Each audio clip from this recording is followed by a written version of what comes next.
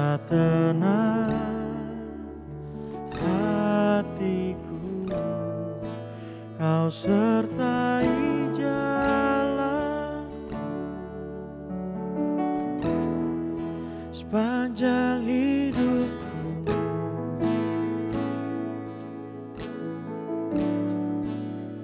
Hanya dekat padamu ada kekuatan baru. Kaulah perlindunganku, keselamatanku.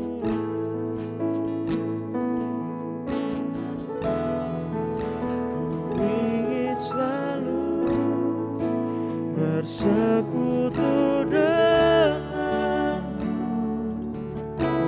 menikmati hadiratmu. Biarkan rohmu tinggal dalam hidupku. Sungguh indah bersamamu selamanya.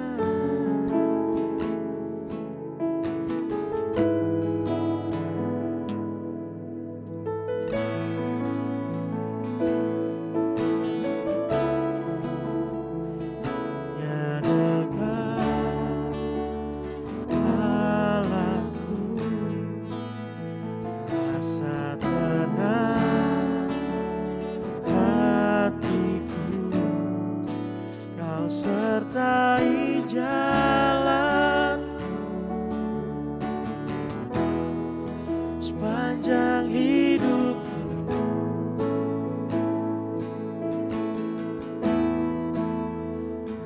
Hanya dekat padamu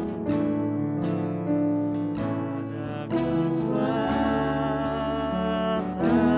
baru. Kaulah perlindunganku, keselamatanku.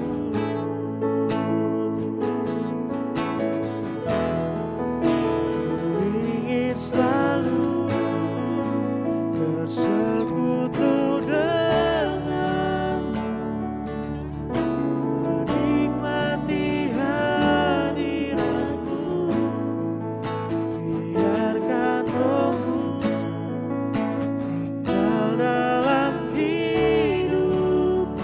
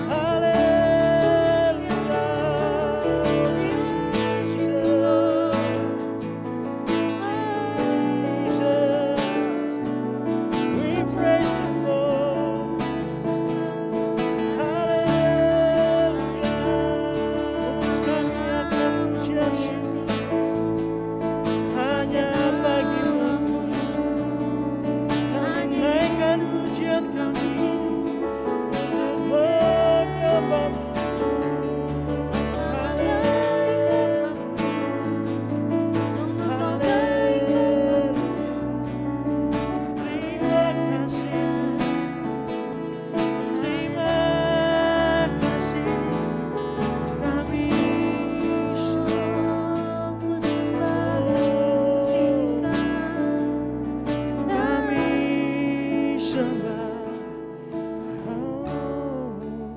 Ku ingin selalu bersekutu denganmu, nikmati hadiratmu, biarkan rohmu tinggal dalam hidup. Sungguh indah bersamamu, ku ingin selalu sekutu denganmu, nikmati hadiratmu, biarkan rohmu tinggal dalam hidup. Sungguh indah bersamamu,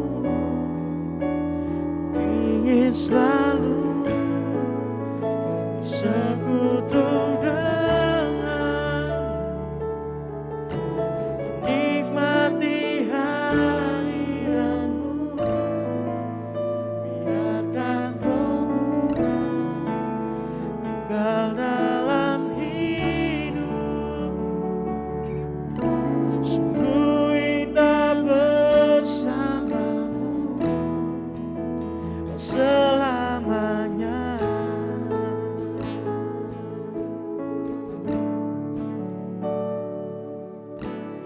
Nyanyi dan bersoraklah bagi Dia, pujian, hormat, kuasa bagi Raja.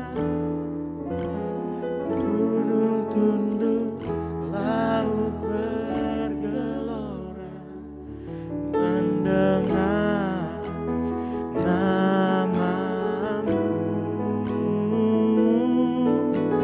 Ku bersuka atas perbuatanmu, selamanya ku kasihi Engkau Tuhan. Tiada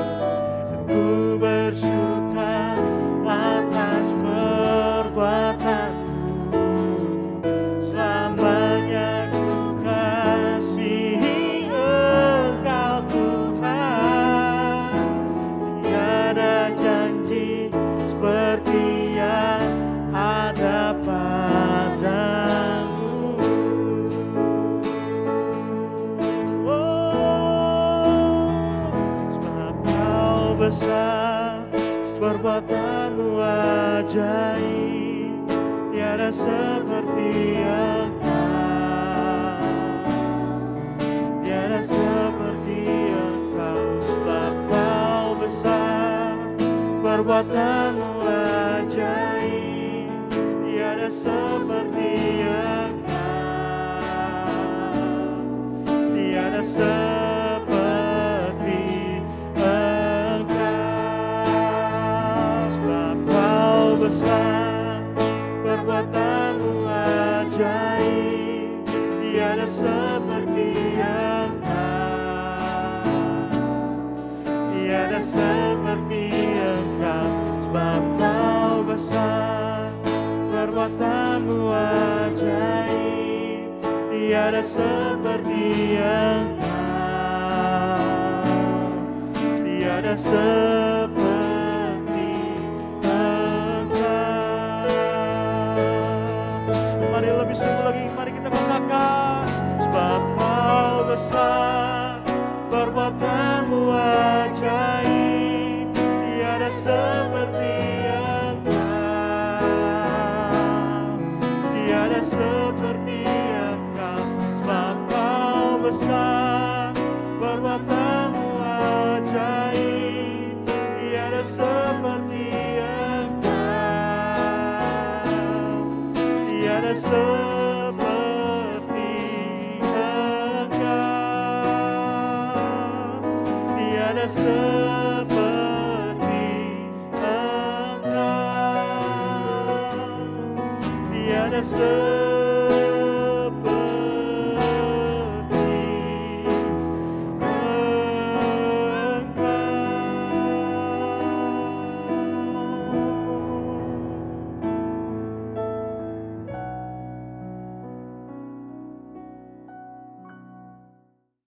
Shalom teman-teman Eco Generation, senang sekali hari ini kita boleh berjumpa lagi dalam ibadah minggu kita di hari Sabtu.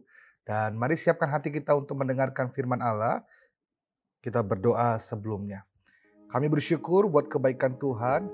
Pada hari ini kami akan mendengarkan firman-Mu. Mari berbicara kepada kami.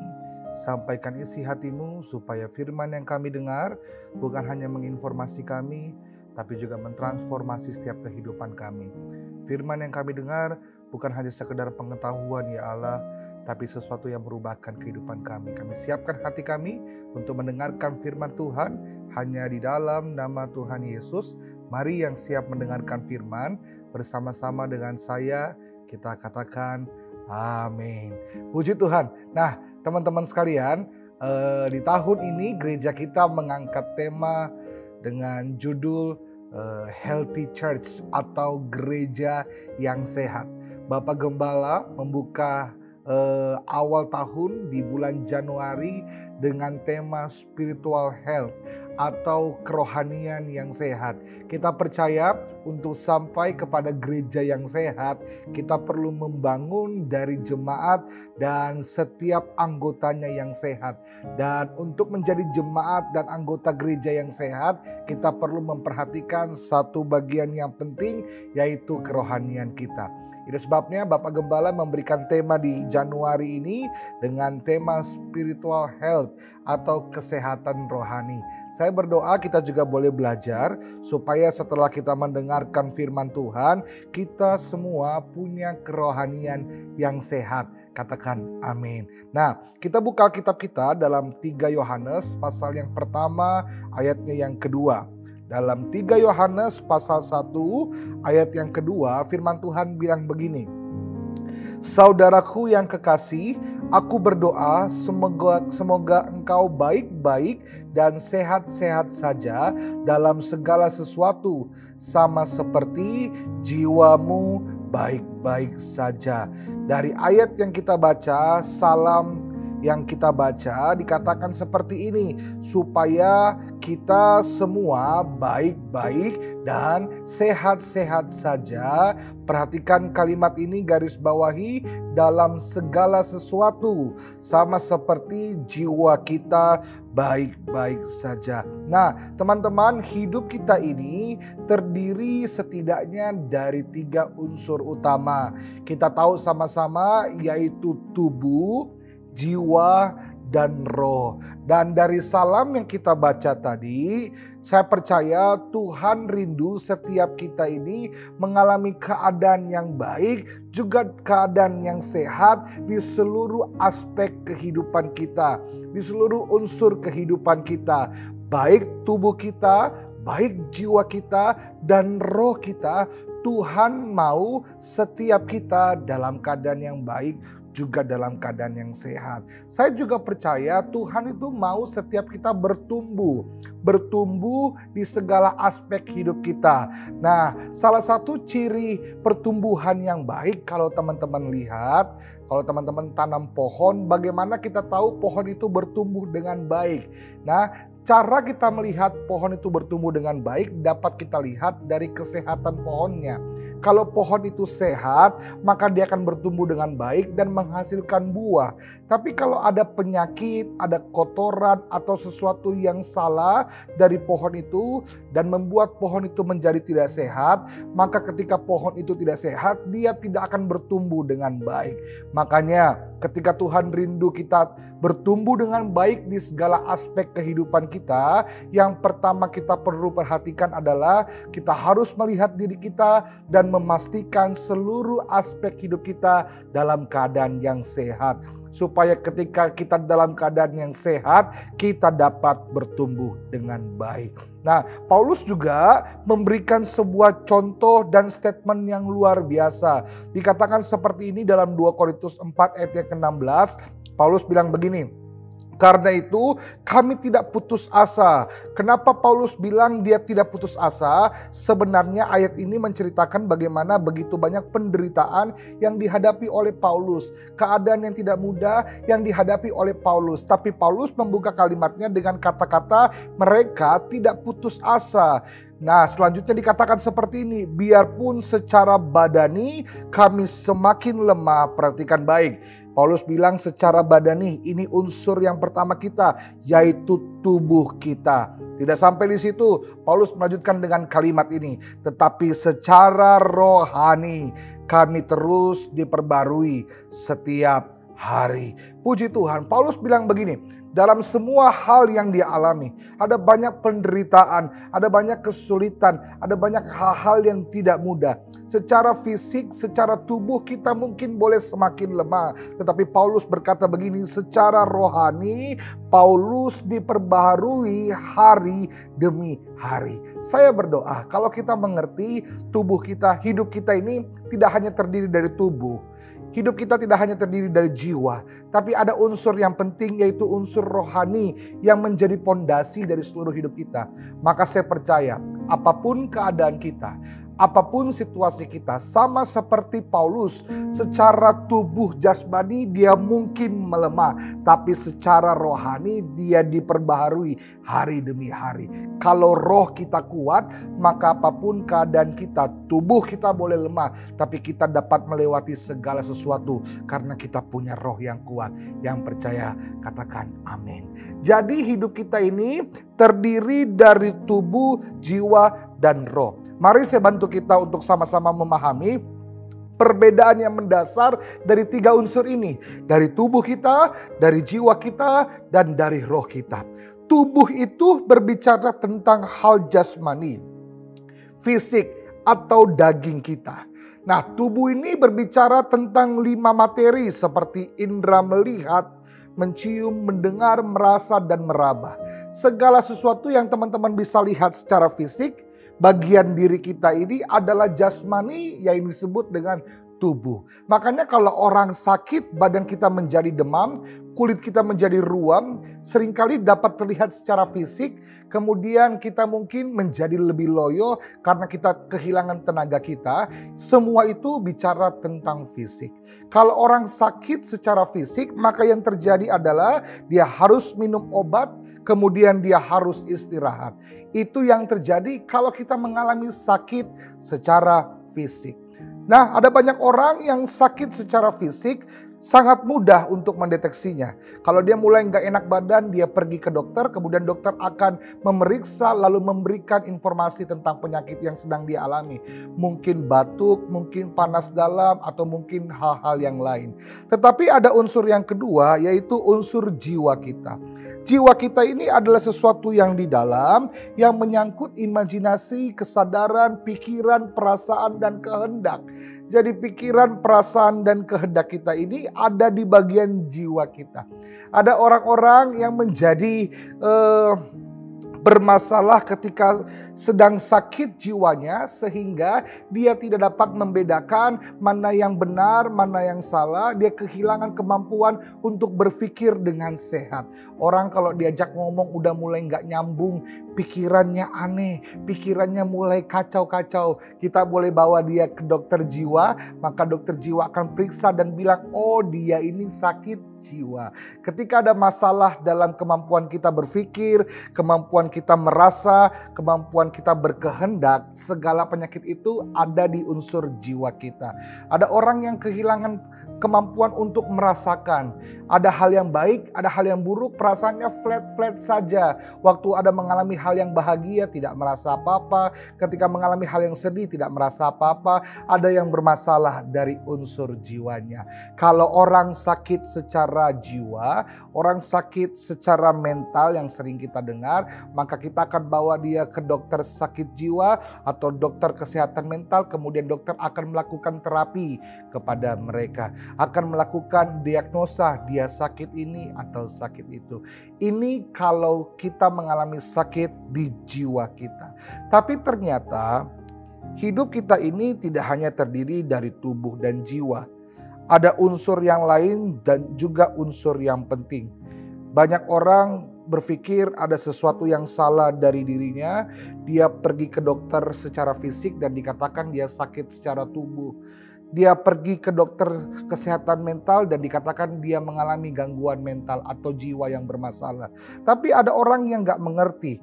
Dia tidak sakit secara tubuh, dia tidak sakit secara jiwa atau mental, tapi dia mengalami kekosongan, dia mengalami hal yang aneh yang dia nggak mengerti. Dia tahu itu salah dalam dirinya.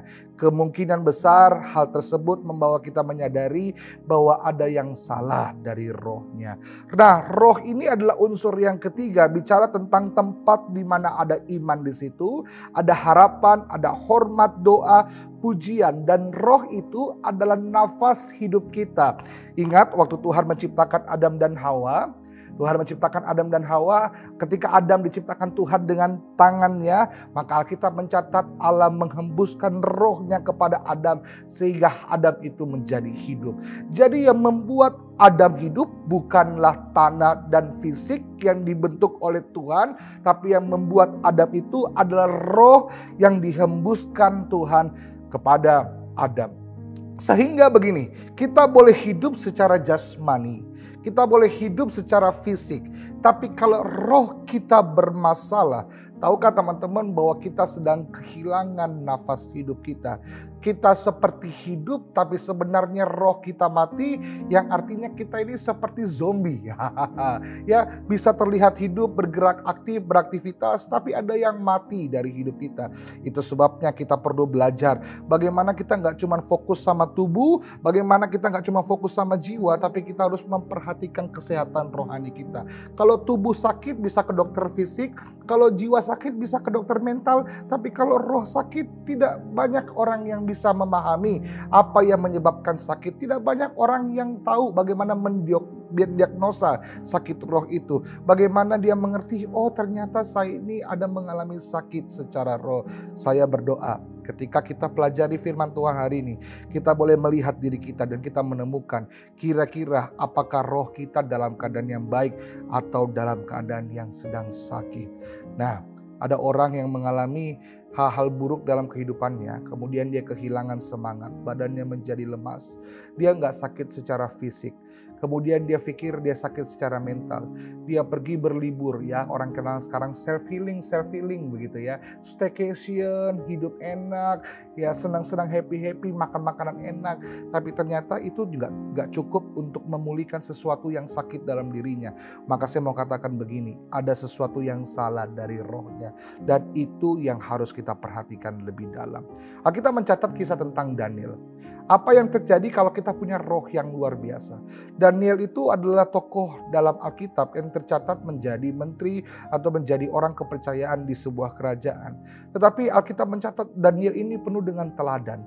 Dia nggak toleransi dengan hal-hal yang salah. Dia nggak mau berkompromi dengan hal-hal yang dia tahu salah. Ya, dia nggak mau makanan persembahan berhala. Padahal pada saat itu semua orang diwajibkan untuk makanan persembahan berhala. Tapi Daniel menjaga hidupnya tetap kudus dan suci. Dia nggak mau makan makanan persembahan berhala. Nah, apa yang membuat Daniel begitu luar biasa dan berintegritas? Kita mencatat dalam Daniel pasal yang ke-6 ayat yang ke-4. Firman Tuhan bilang begini, maka Daniel ini melebihi para pejabat tinggi dan wakil raja itu karena ia mempunyai roh yang luar biasa. Katakan roh yang luar biasa. Dan raja bermaksud untuk menempatkannya di atas seluruh kerajaan. Dengarkan baik. Daniel ini adalah orang yang luar biasa. Dia berhasil dalam segala hal yang dia kerjakan, dipercaya, dan dia punya integritas yang baik. Kenapa? Alkitab mencatat karena dia punya roh yang luar biasa. Apa yang terjadi kalau kita punya roh yang sehat dan roh yang luar biasa? Dari Daniel kita belajar, ketika kita punya roh yang luar biasa, maka kita punya pertahanan yang kuat. Kita punya pertahanan yang hebat. Kita tidak akan mudah dipermainkan oleh iblis. Saat orang-orang berusaha godain kita, ayo dong, jangan lurus-lurus aja hidupnya, coba miring-miring sedikit, coba curang-curang sedikit. Masa kuliah, masa kerja lurus-lurus, coba deh bolos-bolos sedikit. Jangan terlalu rajin ngerjain tugas terus. Sekali-sekali bayar orang buat ngerjain tugas. Dengarkan baik, kalau kita punya roh yang kuat, roh yang sehat, maka kita tidak akan mudah untuk ke kiri dan ke kanan. Kita akan berintegritas dan dengan tegas bilang no, tidak boleh, itu tidak sesuai dengan firman Allah. Kalau orang ajak kita, ayo dong hari Minggu jangan ke gereja terus, yuk Minggu malam kita pergi ke bar, kita pergi party ya, kita have fun ya, minum-minum. Kita diajak ke pergaulan-pergaulan yang tidak sehat. Orang-orang yang punya roh yang kuat akan dengan mudah berkata, sorry, saya tidak bisa, saya nggak mau untuk ada dan hadir di pergaulan-pergaulan yang tidak sehat untuk saya. Kalau kita punya roh yang kuat dan sehat, ya, maka yang pertama kita punya pertahanan dan tidak akan mudah dipermainkan oleh iblis. Daniel orang yang berintegritas, dia nggak mudah melemahkan imannya dan dia tetap berintegritas mempertahankan kekudusan dan kesuciannya. Yang kedua kita belajar dari Daud. Ketika Daud melawan Goliat, dia bilang seperti ini, engkau datang dengan tombak dan lembing, aku datang dengan nama Allah semesta alam. Yang membuat Daud menang bukan fisiknya, karena fisiknya kecil. Dia sangat amat kecil. Yang kedua yang membuat Daud menang juga bukan mentalnya. Karena waktu Daud mau dikasih pakai baju perang sama Saul, ternyata baju itu jauh lebih besar dari Daud. Kalau di sini kita belajar, harusnya dia kena mental bukan?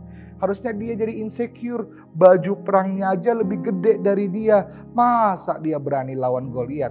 Tapi yang membuat Daud menang bukan fisiknya, bukan mentalnya saja. Tapi yang membuat Daud menang adalah rohnya. Yang membuat Daud menang adalah roh yang kuat, roh yang sehat yang Daud miliki. Sehingga Daud berkata kepada Goliat, engkau datang dengan tombak dan lembing, tapi aku datang dengan nama Allah semesta alam. Daud punya roh yang kuat, yang percaya bahwa dia tidak sendiri dan bukan dia saja yang berperang dengan Goliat, tapi ada Allah yang bersama-sama dengan dia. Yang kedua, kalau kita punya roh yang kuat, kalau kita punya roh yang sehat, kita bukan hanya punya pertahanan iman yang kuat, tapi kita juga akan punya respon yang benar dalam menghadapi segala kehidupan kita. Ketika kita menghadapi masalah, kita nggak akan mudah jadi lemah. Iblis nggak akan mudah mempermainkan kita. Kita nggak akan cepat putus asa. Kita nggak akan cepat menyalahkan keadaan. Kita punya iman dan roh yang kuat, yang kita tahu akan menolong kita menghadapi segala keadaan kita. Saat kita mengalami hal yang sulit, mungkin di keluarga kita mengalami hal-hal yang tidak kita inginkan. Kita mengalami hal-hal yang kita tidak senangi. Kita akan dengan lebih kuat. Kita percaya Tuhan bersama dengan kita. Maka kita akan melewati segala sesuatu bersama dengan Dia. Jadi teman-teman, saat kita punya roh yang kuat, roh yang sehat, kita belajar dari Daniel dan Daud. Yang pertama, kita akan punya pertahanan yang kuat sehingga iblis tidak mudah mempermainkan kita. Yang kedua, kita akan punya respon yang benar saat menghadapi hal-hal yang sulit dalam kehidupan kita. Apa Goliatmu hari ini? Apa tantangan terbesarmu? Apa masalah terbesarmu? Kalau kamu punya roh yang kuat, kamu tidak akan mudah patah semangat, kamu tidak akan mudah undur, tapi kamu akan berani menghadapi setiap Goliat dan raksasa yang ada dalam hidupmu. Itu dua pentingnya kita punya roh yang kuat dan roh yang sehat. Lalu bagaimana kita membangun roh yang sehat itu? Bagaimana kita bisa punya roh yang sehat itu? Saya catat di sini setidaknya ada 3. Nah, menariknya teman-teman, ternyata membangun roh yang sehat tidak jauh berbeda dengan membangun tubuh yang sehat. 3 hal yang saya ingin sampaikan berkaitan dengan membangun roh yang sehat ternyata juga sering kita temui dalam tips-tips atau syarat-syarat membangun tubuh yang sehat. Pertama, saya catat di sini, membangun roh yang sehat harus dimulai dengan mengkonsumsi makanan-makanan yang sehat. Kalau tubuh kita mau sehat, kita harus makan makanan yang sehat, bukan?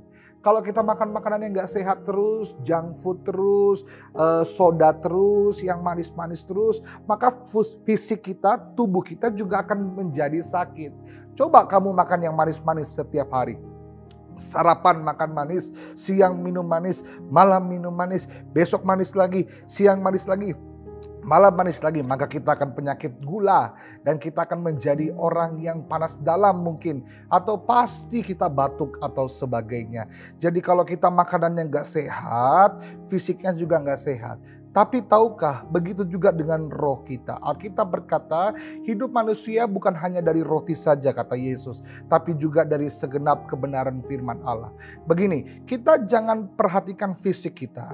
Kamu bisa makan 5 kali sehari nasi tambah-tambah, badan kamu besar, tapi roh kamu tidak akan kuat kalau kamu tidak beri makan makanan yang sehat. Nah, makanan-makanan yang sehat untuk roh kita adalah firman Allah dan kebenarannya. Itu sebabnya kenapa roh kita menjadi lemah, roh kita menjadi payah. Karena kita gak pernah kasih makan dengan firman. Kita gak pernah isi dengan kebenaran firman Tuhan. Kita jarang baca Alkitab, kita jarang merenungkan firman. Jadi roh kita itu begitu kering. Kalau fisik kita gak makan, pasti fisik kita jadi lemah. Kalau fisik kita gak makan, pasti fisik kita jadi kering. Begitu juga dengan roh kita. Itu sebabnya kita harus memberi makan roh kita ini dengan makanan yang sehat, yaitu firman Allah. Perhatikan, kalau tubuh makanannya adalah nasi dan makanan-makanan lainnya. Kalau jiwa kita itu punya makanan misalnya entertain atau hiburan atau liburan yang membuat jiwa kita menjadi senang. Tapi kalau roh kita perlu beri makan dengan firman Allah. Nah, satu kali ada 2 serigala, sebutlah serigala hitam dan serigala putih. Ketika mereka beradu, saya mau tanya, kira-kira kalau serigala hitam dan serigala putih beradu, siapa yang menang? Jawabannya sangat sederhana. Kalau ada serigala hitam dan putih beradu, maka serigala yang menang adalah serigala yang lebih sering diberi makan, atau serigala yang lebih banyak makannya. kalau serigala hitamnya lebih sering makan, lebih banyak makan, maka serigala hitam akan jadi gemuk dan besar dan akan menelan serigala putih. Tapi begitu juga sebaliknya, kalau serigala putihnya jadi besar karena sering makan, dia jadi kuat karena sering makan, maka dia akan mengalahkan serigala yang hitam. Kalau serigala hitam gak pernah dikasih makan, dia jadi kurus kering. Kalau serigala putih gak pernah dikasih makan, dia jadi kurus kering. Serigala yang gak pernah makan akan jadi kurus kering dan akan mudah dikalahkan. Kenapa roh kita seringkali mudah dikalahkan oleh masalah? Kenapa roh kita seringkali mudah dikalahkan oleh keadaan? Kemungkinan besar kita tidak pernah memberi makan roh kita ini. Kemungkinan besar roh kita itu begitu kurus kering karena tidak pernah kita beri makan dengan firman. Itu sebabnya untuk punya roh yang sehat, yang pertama kita perlu beri makan roh kita ini dengan makanan-makanan yang sehat, yaitu dengan firman Allah. Yang kedua, untuk punya roh yang sehat ternyata gak cuma dengan makan makanan yang sehat, tapi juga perlu aktivitas yang sehat, betul nggak? Kalau tubuh kita ini mau sehat, kita bukan cuma makan makanan yang sehat, tapi kita harus melakukan kegiatan yang sehat. Contohnya apa? Olahraga, lari, ya. Kemudian latih fisik ini supaya kita sehat. Jangan di kamar terus, harus bergerak, betul nggak? Semakin kita sering bergerak, semakin kita sering olahraga, semakin tubuh ini menjadi sehat. Begitu juga dengan roh kita. Semakin banyak kita melakukan aktivitas yang sehat, maka roh kita juga akan menjadi semakin sehat.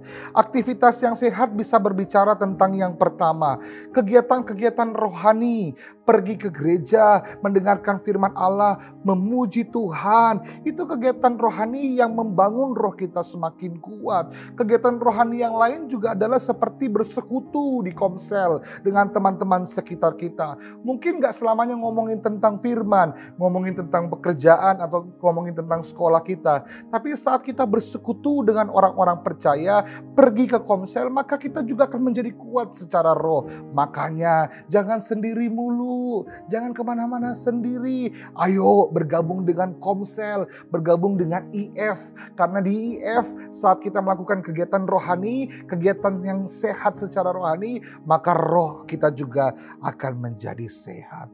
Aktivitas rohani atau aktivitas sehat yang lainnya juga termasuk dengan hal-hal yang tidak mudah yang kita alami dalam kehidupan kita. Paulus bilang begini, aku melatih tubuhku. Itu sebabnya tubuhnya menjadi terlatih. Kalau roh kita mau menjadi kuat, roh kita harus juga terlatih. Nah, terlatih dengan apa? Terlatih dengan masalah dan pergumulan yang terjadi dalam kehidupan kita. Itu sebabnya begini, perhatikan baik. Masalah-masalah atau hal-hal yang tidak mudah yang Tuhan izinkan terjadi, seringkali Tuhan pakai untuk melatih roh kita supaya roh kita menjadi kuat. Saya ulang sekali lagi, masalah dan pergumulan yang Tuhan izinkan terjadi seringkali Tuhan pakai untuk melatih roh kita sehingga roh kita menjadi lebih kuat. Itu sebabnya saat mengalami hal yang tidak mudah, jangan buru-buru protes sama Tuhan, jangan buru-buru menyalahkan Tuhan, jangan buru-buru mengutuki diri, mengasihani diri, kemudian menjadi putus asa meninggalkan Tuhan. Karena seringkali Tuhan justru izinkan itu untuk memperkuat kita, untuk membangun kita. Itu sebabnya saya berdoa kita menjadi orang-orang yang setia dalam pergumulan, setia dalam hal-hal yang Tuhan izinkan terjadi sekalipun tidak enak, karena itu akan membangun roh kita semakin kuat. Yang percaya katakan amin. 1, untuk menjaga roh yang sehat, kita perlu konsumsi makanan yang sehat. 2, kita perlu melakukan aktivitas yang sehat, aktivitas rohani tentunya. Yang terakhir, saya akan tutup di sini. Untuk menjaga roh yang sehat, membangun roh yang sehat, kita perlu yang namanya rutin check up, betul nggak? Kalau fisik kita mau sehat, bagaimana caranya kita tahu kita sehat? Kita perlu rajin check up. Betapa berbahayanya kita kalau kita nggak pernah check up fisik kita. Satu kali di Green Lake, teman-teman mungkin kenal Ko Andi. Ko Andi tanya sama saya, Ko Andi ketua departemen Green Lake ya, bagian Next Gen, bilang begini, kapan kamu terakhir cek gula? Waktu Ko Andi, cek darah. Waktu Ko Andi tanya kapan kamu terakhir cek darah, saya langsung terdiam. Saya bilang sama Jessica saat itu, iya kita ini nggak pernah cek darah. Terus Koandi bilang, kalau kamu nggak pernah cek darah, bagaimana kamu tahu kalau kamu sehat? Jangan-jangan ada yang nggak sehat dalam tubuh kamu, tapi kamu nggak tahu karena kamu nggak pernah check up. Perhatikan baik, fisik kita ini harus di check up rutin, supaya kita tahu bahwa kita dalam keadaan yang baik, tidak ada sakit penyakit. Begitu juga dengan roh kita. Kalau kita mau punya roh yang kuat, kita harus belajar untuk sering check up roh kita. Sering melihat roh kita. Daud bilang sama Tuhan begini, selidiki aku ya Allah. Maksudnya apa? Untuk dilihat secara utuh. Apakah betul hati Daud mengasihi Allah dan tidak ada hal-hal yang lain yang justru menghancurkan hidup Daud. Maukah kita belajar begini, menyelidiki hidup kita, menyelidiki roh kita. Jangan-jangan roh kita ini ada banyak penyakit. Penyakit-penyakit rohani seperti misalnya sakit hati, dendam, benci, amarah. Kita nggak tahu, kita simpan rapat-rapat dalam hati kita, dalam hidup kita. Tetapi itu justru yang membuat kita menjadi sakit secara roh. Jangan-jangan ada dosa-dosa yang kita simpan, yang kita tutup rapat-rapat. Orang lain gak tahu, tapi itu ada dalam diri kita yang membuat kita menjadi sakit secara roh. Iman kita gak pernah bertumbuh, roh kita gak pernah bertumbuh, karena kita sakit dan kita tidak pernah check up. Itu sebabnya kalau kita mau bertumbuh secara rohani, kita punya roh yang sehat, mari belajar untuk senantiasa selidiki diri kita. Lakukanlah spiritual check up atau check up rohani. Lihat hidupmu dan pastikan kita dalam keadaan yang sehat secara roh. Kalau ada sakit-sakit roh, kalau ada sakit secara roh, berdoa sama Tuhan, minta pulihkan supaya roh kita ini menjadi murni kembali. Tidak ada sakit penyakit dan hidup kita boleh menyenangkan Tuhan. 3 hal yang saya bisa sampaikan berkaitan dengan membangun roh yang sehat. Yang pertama, konsumsi makanan yang sehat. 2, lakukan aktivitas yang sehat secara roh. Yang ketiga adalah rutin check up atau selidiki hidup dan roh kita. Beri makan firman, lakukan kegiatan rohani, dan spiritual check up akan menolong kita punya roh yang sehat. Yang terakhir, Yeskel 36 ayat 26.